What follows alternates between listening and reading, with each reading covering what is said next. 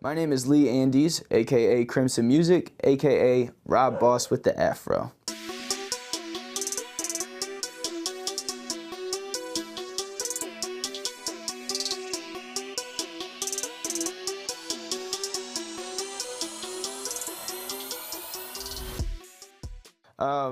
So when I was a child, my dad has been playing bluegrass music all my life. From probably 5 till I was 12, I was just on the road, and probably before that, it's just I don't remember. But I was just on the road with my dad almost every weekend to different festivals and whatnot. And I never really got interested in it myself, other than playing a couple of chords on the guitar and the mandolin. But when I first got a love for music myself, it was for hip hop.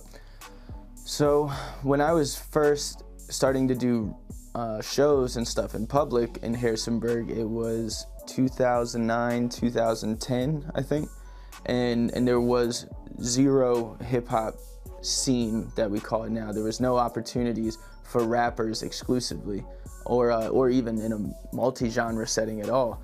The open mics and stuff that I went to were acoustic nights at Dave's Taverna, and poetry nights at the Little Grill, and open mics at Taylor Down Under on campus, but there was nothing specifically for hip-hop. And I didn't have this much hair back then, but I still didn't look like a rapper either, and so no one really knew what to do with me, and it was very uncomfortable. It was a lot of fear to overcome and nerves to overcome to be able to do shows like that, where it's mostly middle-aged and older people, or college age and younger, but none of them are expecting me or necessarily wanting to hear hip-hop in those environments at that time.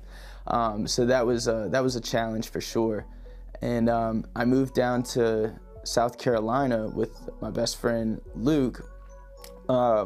When I was down there, I got more involved in a scene that was actually available. You know, they actually have a lot of hip hop acts down there, and a very rich history in the culture. So I kind of got my stage legs really underneath me down in South Carolina. I feel like I've been able to see the scene grow night and day as opposed to where I left it from, you know. When I got back up here, of course, Grayling Sky's kind of running everything through his influence, which has been awesome, because he literally saw a crack in that armor of like no hip hop through the hard metal community and the house show community. So he kind of like split it open for everyone.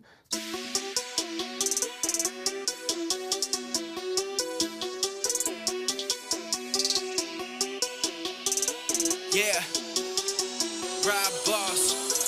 Look, last year was a nightmare. Didn't ever really feel like I was quite there, but the devil really never ever fight fair. But I got a mic here to let you know the light's here, so I gotta shine here, shine bright, running out of time here. My life about to be a monument of that price you paid until I fly away. I'm gon' write to let you know that there's still hope. Every seed you sow, expose new growth, and all these shows ain't really for me. I wanna see you free, I wanna see you breathe without that weight all up on your chest. Pray life only gives you a best. Pray you stretch when you feeling stressed. Above all else, I pray that you're blessed. Rob Boss with the afro. Crimson Muzik, what up? Yeah, Rappers on the Edge is my way of paying homage to Jerry Seinfeld. What up, everybody? It's Rob Boss with the afro. You are now watching Rappers on the Edge, and today we have a very special guest, Keynote Illage.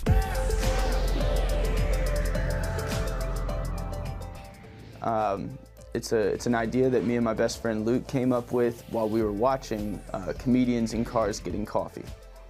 It's a genius show, and we love it because we appreciate and love these comedians for their bits and their sets and their Netflix specials, but we don't know hardly anything about them. And Jerry was able to take these 15-minute episodes with no premise, other than just having a conversation with these people that we already look up to and respect. And so we wanted to do that, and I have a GoPro and like a car mount for it, and it had like a cool ring to it, Rappers on the Edge. I drive a Ford Edge, and so all we're gonna be talking about is the stuff that drives us as creatives, you know, whether it's the meaning behind lyrics or what went into making an album or who inspires you. You know, all of these things push us rappers on the edge.